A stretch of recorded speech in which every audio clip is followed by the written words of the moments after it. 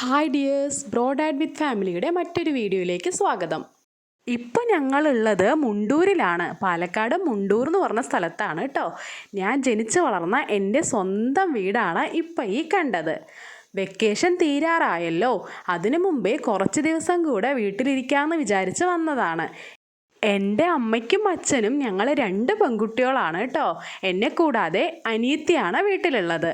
അവൾക്കും 2 പെൺകുട്ടികളാണേ.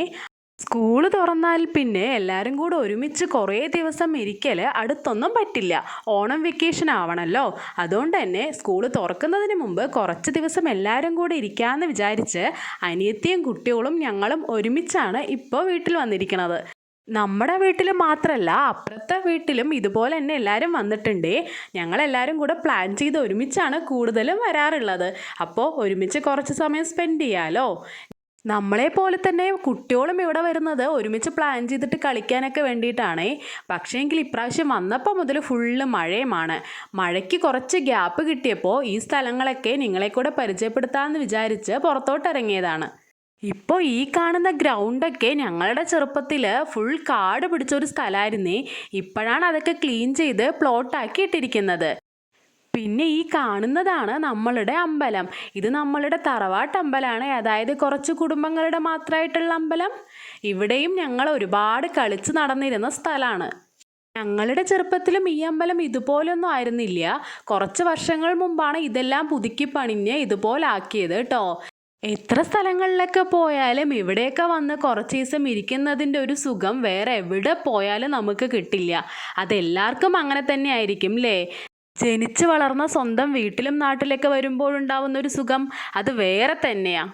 ഇവിടെ അമ്പലത്തിലുണ്ടായിരുന്ന ഒരു മരം പൊഴങ്ങി വീണിരുന്നേ. ഇപ്പോഴത്തെ മഴയിലല്ല, കുറച്ച് മുൻപ് സംഭവിച്ചതാണ്. അത് വീണപ്പോഴുള്ളതിൻ്റെയാണ് കേട്ടോ ആ ഓടൊക്കെ അവിടെ അടുക്കി വെച്ചിരിക്കുന്നത് കാണുന്നത്. ഇവിടെ ആഴ്ചയിൽ 3 ദിവസമാണ് വിളക്ക് കത്തിക്കാറുള്ളത്.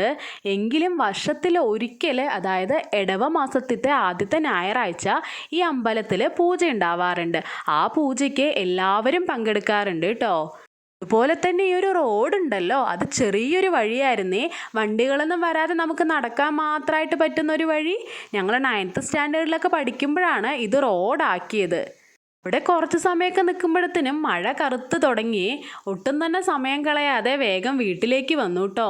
ഇതാണ് നമ്മളുടെ ഫ്രണ്ട് ഭാഗം. ഇതുപോലുള്ള സ്ഥലങ്ങളും വീടുകളൊക്കെ നിങ്ങളുടെ ഏരിയയിലും ഇപ്പോഴും ഉണ്ടോ? ഉണ്ടെങ്കിലൊന്ന് കമൻറ്റ് ചെയ്യണേ. എല്ലാ സ്ഥലങ്ങളും ഇപ്പോൾ ഡെവലപ്പായി വന്നല്ലോ. അതുകൊണ്ട് തന്നെ ഇതൊക്കെ വളരെ യാദൃശ്ചികമായി മാത്രമേ കാണാൻ പറ്റാറുള്ളൂ അല്ലേ? ഇതാണ് ഞങ്ങളുടെ സ്വർഗരാജ്യം. വീട്ടിലേക്ക് വന്ന് കയറിയതും മഴയും പെയ്തു തുടങ്ങി. അപ്പോൾ ഞങ്ങളുടെ ഈ കുഞ്ഞു കിളിക്കൂടും പരിസരവും ഇഷ്ടപ്പെട്ടാൽ ലൈക്ക് ചെയ്യാൻ മറക്കല്ലേ. വീണ്ടും മറ്റൊരു വീഡിയോയിൽ കാണും വരേക്കും ബൈ.